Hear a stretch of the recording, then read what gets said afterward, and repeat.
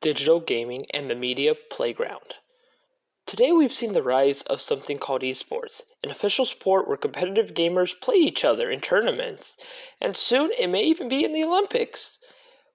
We also see content creators who do Let's Plays and other types of gaming content on YouTube and Twitch. Well, how did we get here? The answer is kind of complicated, but it's also not. In terms of esports, we can go back to 1972 when Stanford University's Intelligence Laboratory hosted the first video game tournament on October 1972 during the infancy of gaming. They played the game Space Wars.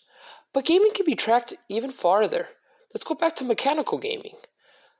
During the Industrial Revolution, people began to have more time because jobs were getting easier. They had tools to do stuff faster. So what did people do with their free times? They experimented. They looked for entertainment.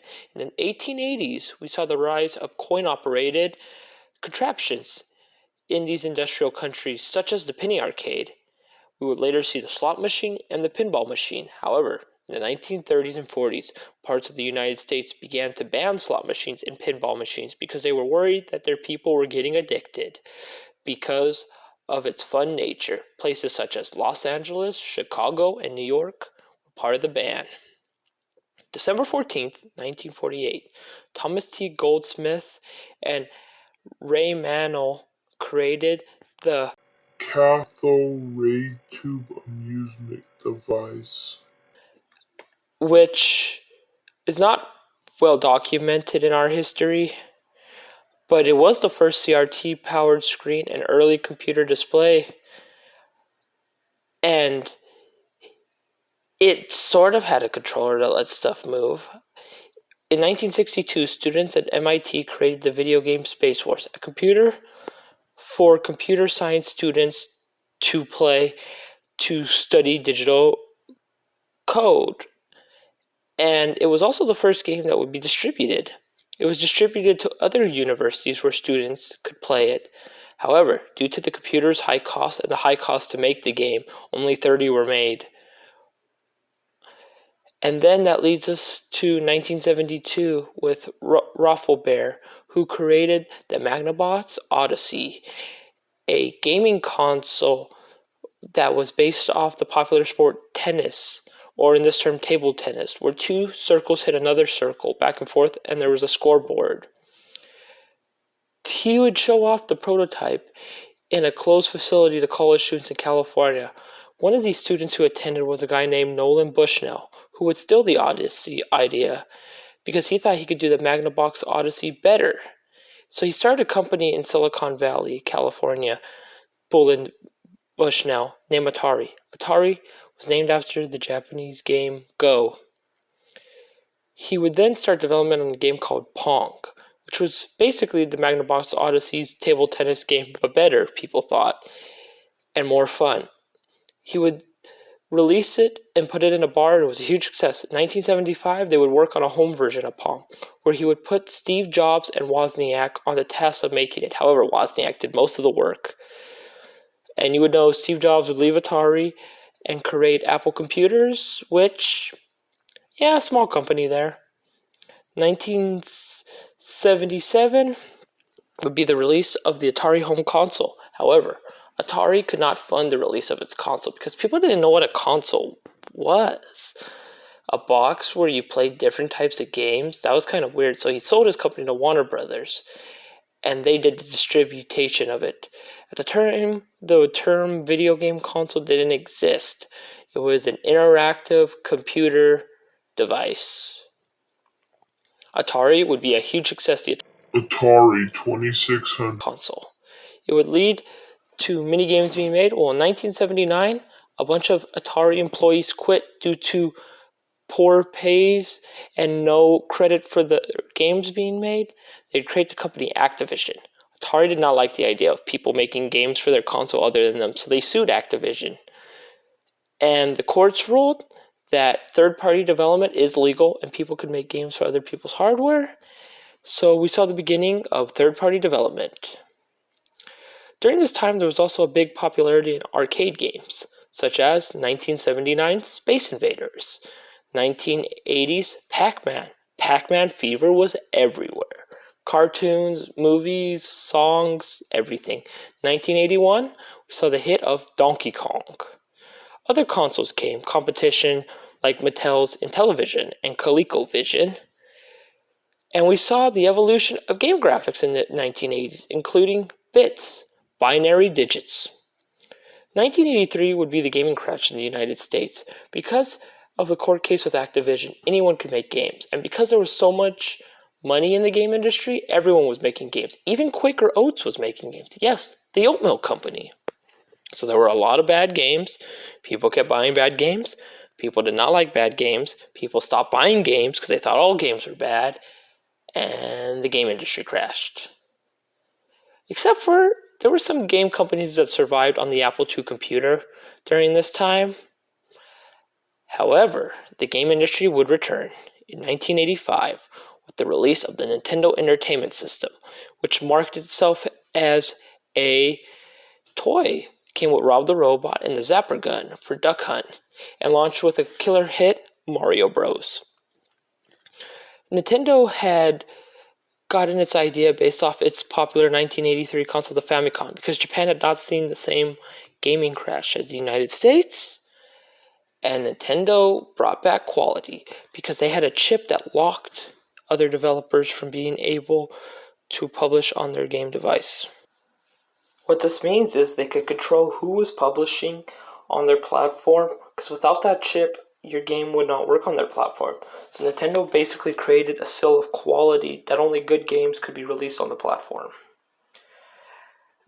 Well, since gaming was back, competition would come back. You would see competitors like NEC's TurboGrafx and Sega's Mark II system, but they just weren't that successful until the release of Sega's Master System, otherwise known as Genesis in the West, which became the first true competition to Nintendo. However, in the end, Nintendo would still win, be the market leader, till the release of 1993's PlayStation. Nintendo decided to stay with the current cartridge format with its new system, Nintendo 64. Sony opted for a disc media because it could hold more data, it could hold video, and it was cheaper. Obviously, the PlayStation was more successful, and at the time, Sony was more successful. Sony would dominate with the PlayStation 1 and PlayStation 2, and Nintendo kind of fell a little bit behind. 2001, you would see the release of Xbox from Microsoft, a major company getting itself into the game industry. They were known as the first quality online gaming experience, and Xbox has seen itself over the years doing moderately well in the game industry, whereas Nintendo and Sony have fluctuated the high and low points to this day, and that brings us to our current time with the Switch, PlayStation 5, and Xbox Series X, which is where we stand today.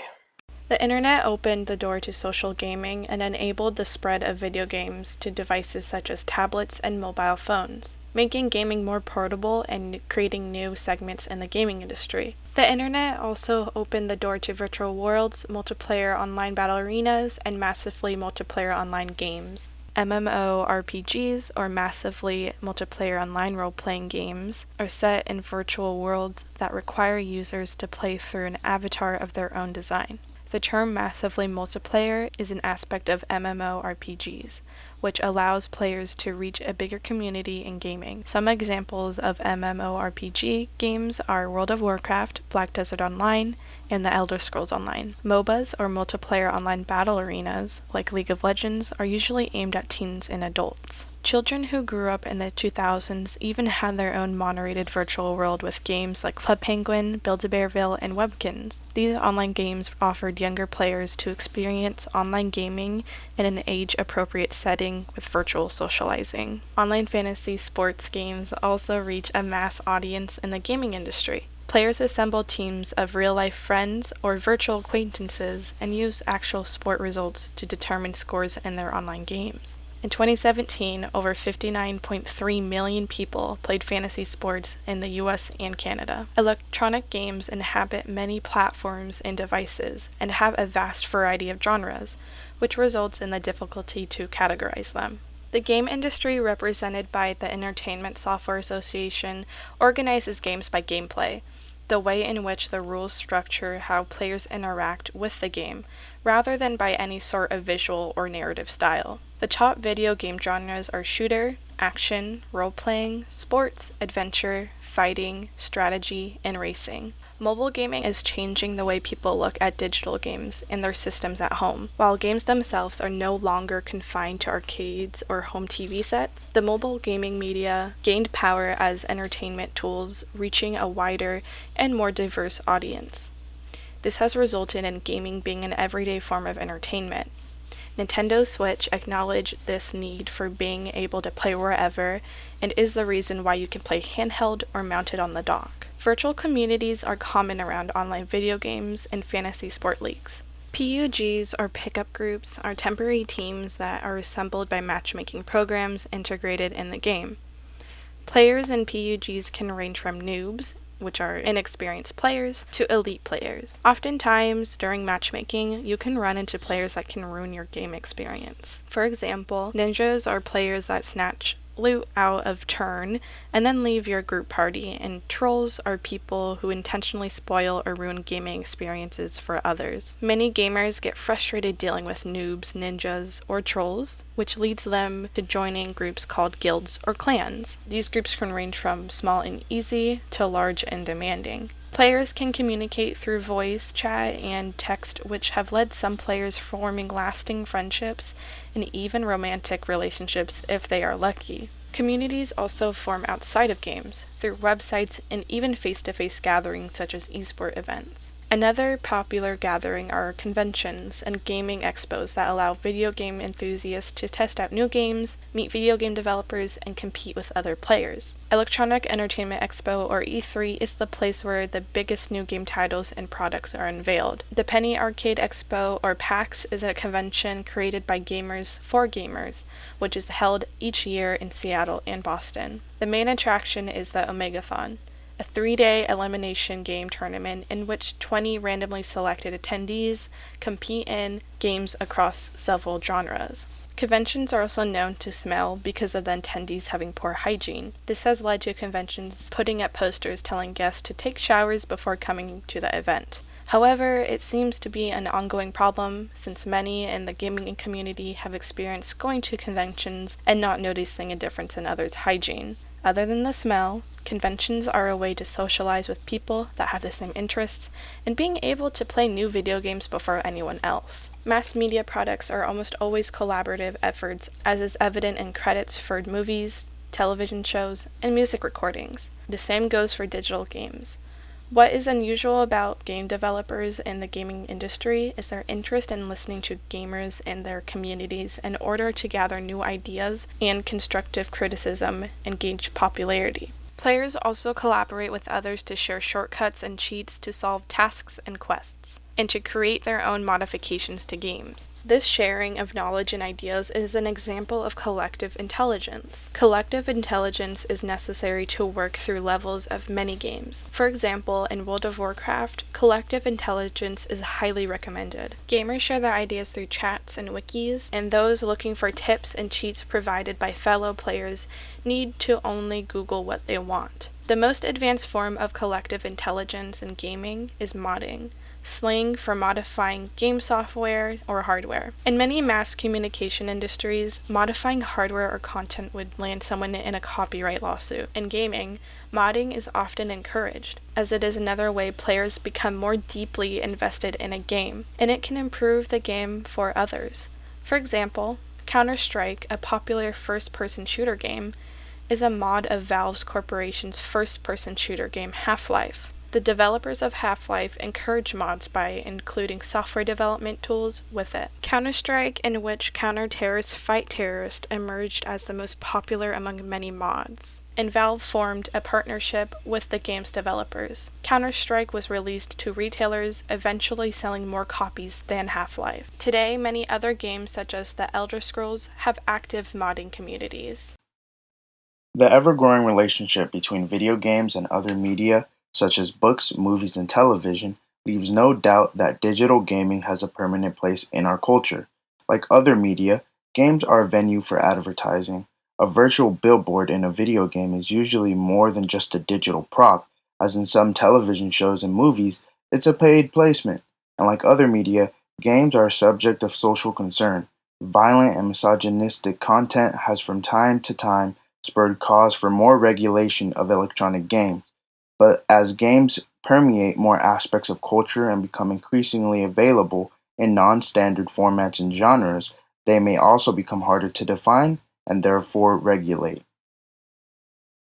Beyond the immediate industry, electronic games have had a pronounced effect on media culture. For example, Fantasy League Sports have spawned a number of draft specials on ESPN, as well as a regular podcast, Fantasy Focus on ESPN Radio. Fantasy football even inspired an adult comedy called The League on the cable channel FX and later FXX. In the case of the website Twitch, streaming and archived video of digital games being played is the content. In just 3 years, the site became so popular that Amazon bought it for almost $1 billion to add to its collection of original video programming.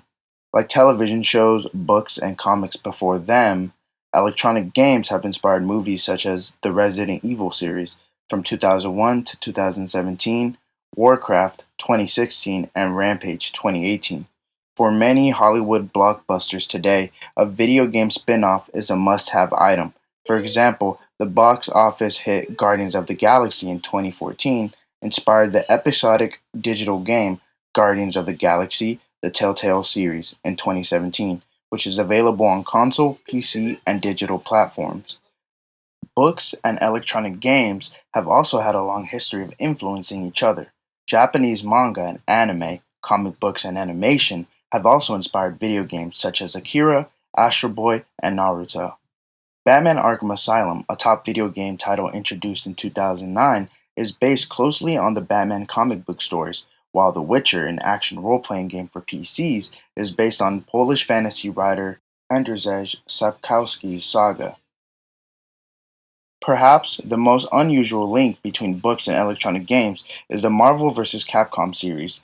In this series, characters from Marvel's comic books, such as Captain America, Hulk, Spider-Man, and Wolverine, battle characters from Capcom's games, such as Street Fighter and Resident Evil, which carry the characters Akuma, Chun-Li, Ryu, and Albert Wesker. Commercialism is as prevalent in video games as it is in most entertainment media. Advert games, like television's infomercials or newspapers and magazines' advertorials, are video games created for purely promotional purposes. The first notable advert game debuted in 1992 when Chester Cheetah, the official mascot for Cheeto Snack, starred in 2 video games for the Sega Genesis and Super Nintendo systems. In-game advertisements are more subtle. Ads are integrated into the game as billboards, logos, or storefronts. Some in-game advertisements are static, which means the ads are permanently placed in the game. Other in-game ads are dynamic, which means the ads are digitally networked and can be altered remotely, so agencies can tailor them according to release time, geographical locations, or user preferences. A movie ad, for example, can have multiple configurations to reflect the movie's release date and screening markets. Advertisers can also record data on users who come in contact with a dynamic ad, such as how long they look at it, from what angle, and how often, and can determine how to alter their ad campaigns in the future. The Xbox Kinect has taken dynamic advertising one step further, enabling players to engage with the in-game ads using motion and voice control to learn more about the product. Though many people view gaming as a simple leisure activity, the electronic gaming industry has sparked controversy. Parents, politicians, the medical establishment, and media scholars have expressed concerns about the addictive quality of video games, especially MMORPGs and MOBAs, and have raised the alarm about violent and misogynistic game content, standard fare for many of the most heavily played games. No serious and honest gamer can deny the addictive qualities of electronic gaming. In a 2011 study of more than 3,000 3rd through 8th graders from Singapore, 1 in 10 were considered pathological gamers, meaning that their gaming addiction was jeopardizing multiple areas of their lives, including school, social and family relations, and psychological well-being. Indeed, the more the children were addicted, the more prone they were to depression, social phobias, and increased anxiety, which led to poorer grades in school. Singapore's high percentage of pathological youth gamers is in line with numbers reported in other countries, including the United States, where studies found 8.5% of gamers to be addicted. In China, the number is 10.3%, and in Germany, 11.9%. Gender is a factor in game addiction. A 2013 study found that males are much more susceptible to game addiction. This makes sense, given that the most popular games, action and shooter games, are heavily geared toward males. These findings are also not entirely surprising, given that many electronic games are addictive not by accident, but by design. Just as habit formation is a primary goal of virtually every commercial form of electronic media, from newspapers to television to radio, cultivating compulsiveness is the aim of most game designs. From recognizing high scores to incorporating various difficulty settings, encouraging players to try easy, medium, and hard versions and levels that gradually increase in complexity. Designers provide constant in-game incentives for obsessive play. This is especially true of multiplayer online games like League of Legends, Call of Duty, and World of Warcraft, which make money from long-term engagement by selling expansion packs, selling avatars, skins, or booster packs, or charging monthly subscription fees. These games have elaborate achievement systems with hard-to-resist rewards that include military ranks like General or fanciful titles like Kingslayer, as well as special armor, weapons, and mounts. This strategy of promoting habit formation may not differ from the cultivation of other media obsessions, like watching televised sporting events. Even so, real-life stories such as that of the South Korean couple whose 3-month-old daughter died of malnutrition, while the negligent parents spent 10-hour overnight sessions in an internet cafe raising a virtual daughter, bring up serious questions about video games and addiction. Meanwhile, industry executives and others cite the positive impact of digital games, such as the mental stimulation and educational benefits of games like SimCity, the health benefits of Wii Fit and Pokemon Go, and the socially rewarding benefits of playing games together as a family or with friends. Gaming technology of the future promises a more immersive and portable experience that will touch even more aspects of our lives. The Wii introduced motion control games in 2006. Microsoft's motion sensing Xbox Kinect has been a hit since its introduction in late 2010, and with Avatar Kinect, users can control their avatar's motions, as the Kinect senses even small physical gestures. In 2012, Sony released its SOE emote facial tracking and voice font software with its popular EverQuest 2 game, enabling players to give their facial expressions and voices to their avatars. Virtual reality headsets such as the Oculus Rift, the HTC Vive VR, and PlayStation VR now connect to PC and console games. Less expensive options like the Retrack Utopia 360, the Samsung Gear VR, and the ultra-low-tech Google Cardboard use mobile games attached to the face of the headset to deliver a similar 360 degrees virtual reality game experience. Video games in the future will also continue to move beyond just entertainment. The term gamification describes how interactive game experiences are being embedded to bring competition and rewards to everyday activities. Games are already used in workforce training, for social causes, in classrooms, and as part of multimedia journalism. All these developments continue to make games a larger part of our media experiences.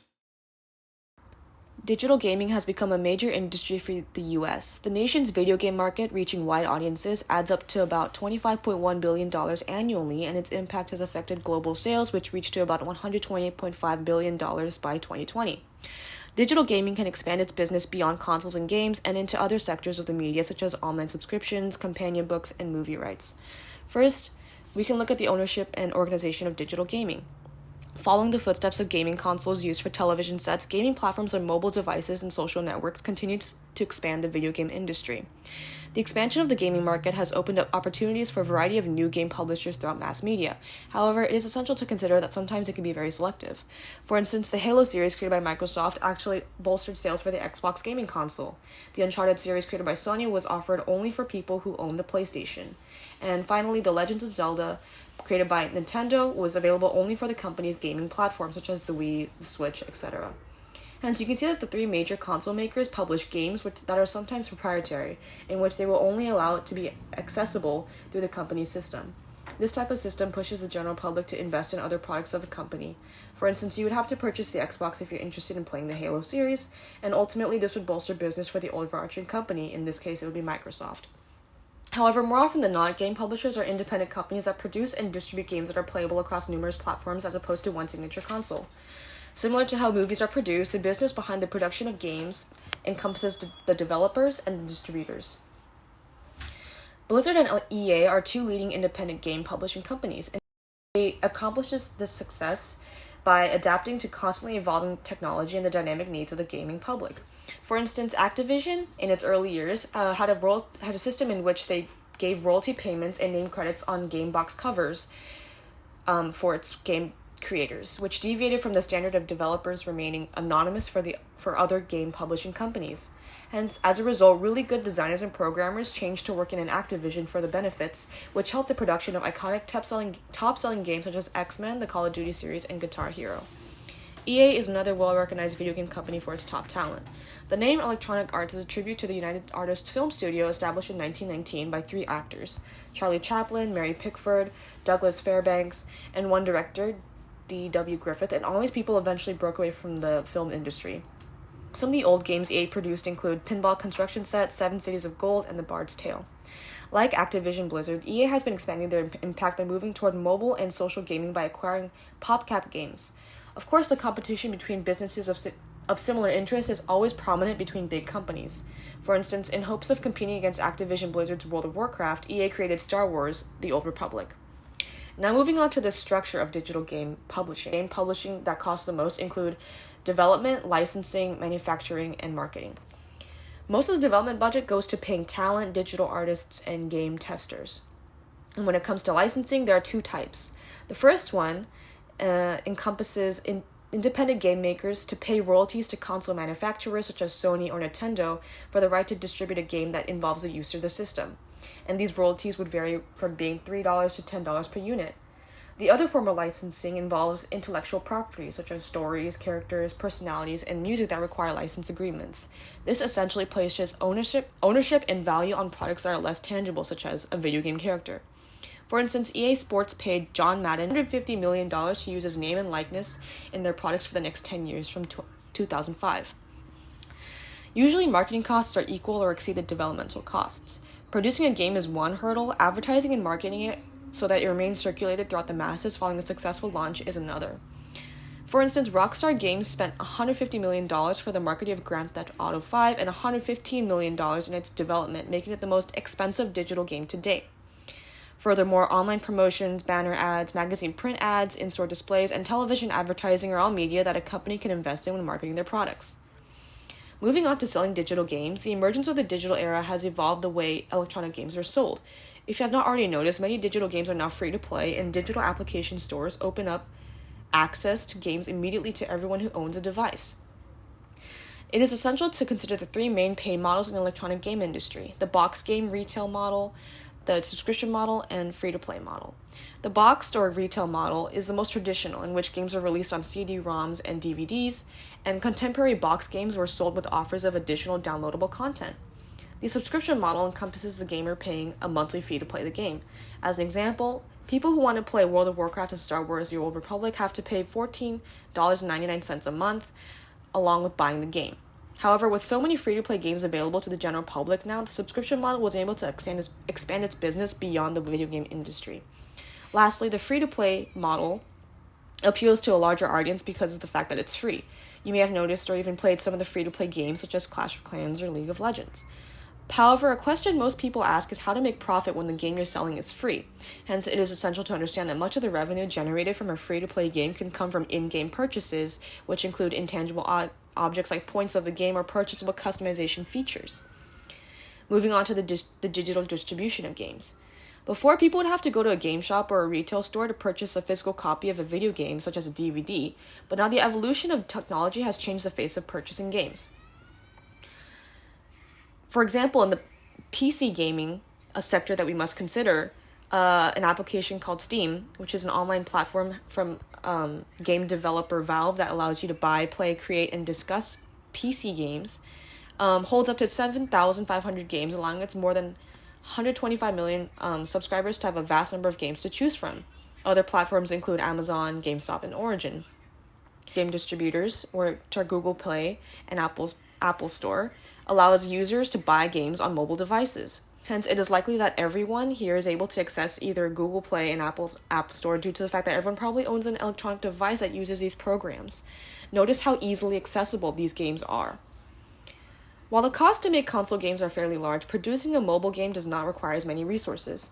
For instance, according to Canadian Business, the average cost of making a major console game for Xbox 360 and PlayStation 3 is about $20 million, but almost anyone can churn out a new game for a game app for the iPhone. And independent developers need only pay Apple $99 fee for a developer's account to get their creations to the market.